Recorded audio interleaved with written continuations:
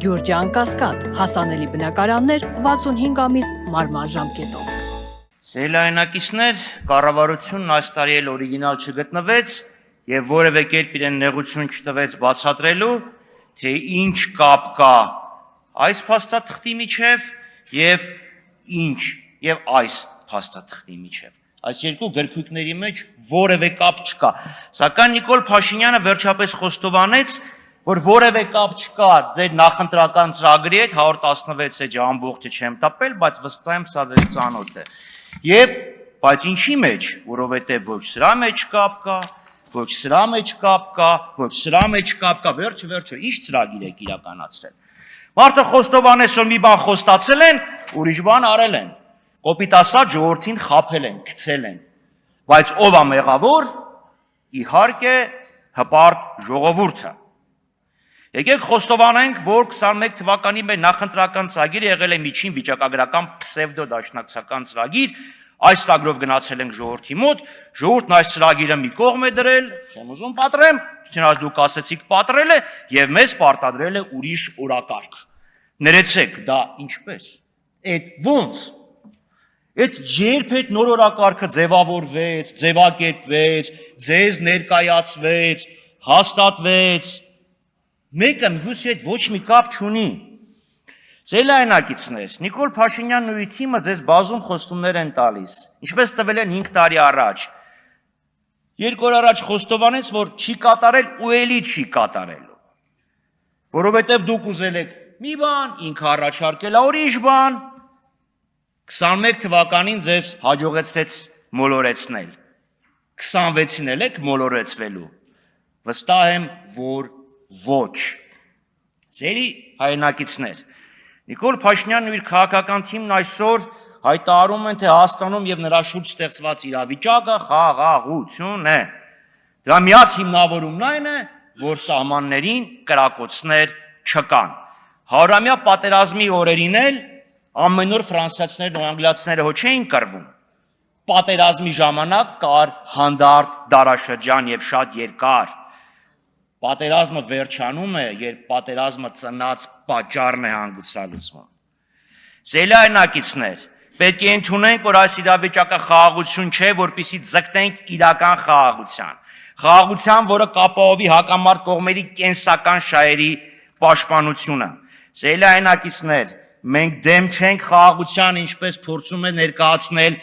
ԿՊԱ-ական Գեբելսյան քարոզչությունը։ Մենք դեմ ենք Նիկոլ Փաշինյանին եւ հենց այն պատճառով, որ ինքը ունակ չէ խաղաղություն հաստատել։ Սակայն Նիկոլ Փաշինյանն ու իր թիմը այս խախուտ հրադադարը շարունակում են համարել խաղաղություն եւ մի բան էլ փորձում են բացատրել, թե ինչպես եկանք այս օրման։ Ինքնին հարց է տալիս, ինչպես ու պատասխանում։ Զոհերի ու զոհողությունների գնով, բազում զրկանքների ու տառապանքների գնով, դժոխքի միջով անցնելու գնով։ Պարոն Փաշինյան, դուք Մովսեսը չեք, դուք ժողովրդին չբերեցիք ավետյաց երկիր, դուք բերեցիք ողբերգություն, Արցախի հանրապետության կորուստ, Հայաստանի երրորդ հանրապետության կորուստ, դուք Իվան Սուսանինն եք, այն տարբերությամբ, որ Իվան Սուսանինը կործանեց զավթիչների զորքին, դուք փորձում եք կործանել սեփական ժողովուրդը։ Սելայնակիցներ, Հայաստանի դեմ անհայտ երկրի կողմից անհայտ ճակերտների մեջ վարվող հիբրիդային պատերազմի դեմ բողոքող Նիկոլ Փաշինյանը այս տարի մարտի 11-ին Եվրախորհրդանում հայտարարում է. 91 թվականին Հայաստանն ու Ադրբեջանն անկախացել են այն օրը, երբ Ալմաթայի հռչակագրով արձանագրվեց Խորհրդային Միության գոյության ավարտը։ Հիմա ես չեմ ուզում անդրադառնալ պատմական ճշմարտություններին, որ սովետական միության ավարտը Ռուսաստանը, Բելարուսը եւ Ուկրաինան հայտարարել էին դեկտեմբերի 8-ին, որ ԽՍՀՄ ազգությունների պալատը սովետի կազմաքանդումն ավարտեց դեկտեմբերի 25-ին, դե հիմա մարդկա գիտելիք ունի, մարդկա չունի։ Ես ուզում եմ անդրադառնալ արժեքային համակարգին, քաղաքական կրեդոին։ Մարդն ասում է, հենց մենք միացանք ԿՊՀ-ին, մենք դարձանք անկախ։ Ոչ թե սեպտեմբերի 21-ին է ժողովուրդը որոշել մենք անկախ ենք, այլ հենց միացանք Ռուսաստանի կողմից ստեղծած կազմակերպությանը, մենք դարձանք անկախ։ Այսինքն Լիտվան, որ չի միացել ԱՊՀ-ին, պարոն Փաշինյան, մի րոպե քիչ կանենք։ Պարոն Փաշինյան, Լիտվան, որ չի միացել ԱՊՀ-ին, անկախ չի։ Վրաստանը, որ դուրս եկավ ԱՊՀ-ից, անկախությունը կորցրեց, եւ այս հավատամքով, այս քաղաքական հայացքների մարդը մեզ սովորեցնում է ինչ է անկախությունը։ Ստեղ են ասել, աշխարհ կանգնի, իջնող կա։ Չէ, ձեզ կիչացնենք, այդ իրանցի ձեզի նկատի ունենք։ Երնեք Ալեն Սեմյանը ստեղ լիներ, ժամանակս կվերականգներ։ Զելայնակիցներ, Նիկոլ Փաշինյանը երկու առաջ այս ամբիոնից դարձյալ հանրությանը վախեցրեց, թե եթե ընդդիմությունը գա, պատերազմ կլինի։ Ընդդիմությունը գա, կլինի պատերազմ։ Ու գիտեք ինչպես դա հիմնավորեց։ Եթե ուզենաք վերաբանակցել, կլինի պատերազմ։ Հաստատված ստորագրած որևէ թուղթ չկա, պետությունները բանակցում են, իրենց ազգային շահերն են փորձում պահպանել։ Դուք չեք ընդունում, որ միջազգային հարաբերություններում կան փոխզիջումային լուծումներ։ Հենց հակամարտության կողմերից մեկը անհամաձայնություն հայտնի կլինի պատերազմ։ Դա միայն մի դեպքում ալինի։ Երբ պարտադրում են անվերապահ կապիտուլյացիա, չընդունես կապիտուլյացիայի պայմանները, կլինի պատերազմ, այլապես միջազգային օրենքը, լեգիտիմությունը, ժողովուրդ մի քիչ այս կողմ կանգնեք խնդրում եմ։ Լեգիտիմությունը պարտադրանջում է հարցերը չլուծել պատերազմի օգտին, պարոն Փաշինյան։ Կապիտուլյացիան է, որ դրանից բացառություն է։ Նոր պատերազմի սպառնալիքը Նիկոլ Փաշինյանը ընտրություններում որպես հաղթաթուղթ է օգտագործելու։ Ես չլինեմ, չլինի Հայաստանը։ Ճիշտ նույն մոտեցումն է, ինչպես ես չլինեմ վարչապետ, Հայաստանը վարչապետ չի ունենա։ Ես չլինեմ վարչապետ, Ադրբեջանը պատերազմ կսկսի։ Ու զարմանում եմ, որ ասում ենք Նիկոլ Փաշինյանը Ալիևի սրտի վարչապետն է։ Զելայնակիցներ, իր ելույթում Նիկոլ Փաշինյանը նշեց, թե թրիփ նախագծի իրագործումը Հայաստանին վերջնականապես դուրս կբերի 34-ամյա շրջափակումից։ Ինչպես օգոստոսի 9-ից սկսած եմ ասել, հիմա էլ եմ ասում, այդ թրիփի ռելսերը ոսկուց լինեն, Հայաստանի շրջափակումը չի ճեղք։ Քարտեզին նայեք։ Դա համար պետքա բացվեն Երասք-Սարակ, Իջևան Ղազախ,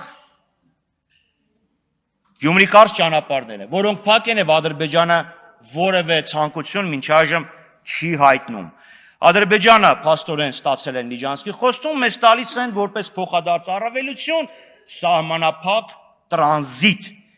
Եվ Նիկոլ Փաշինյանը սա հրաշալի է հասկանում եւ դրա համար ուրճացնում է Ադրբեջանից գնված եւ Վրաստանով Հայաստան ներմուծված մի բաժակ բենզինի նշանակությունը։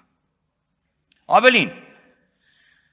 նա պնդում է, որ Ադրբեջանի հետ հարաբերությունները ոչ միայն արտաքին ճակատի վրա են խաղաղություն բերել, այլև ներսում են մեր կյանքը դրախտի վերածել կամ դարձնում են, օգնում են լուծել տարիներով կուտակված, բայց լուծում չստացած խնդիրները։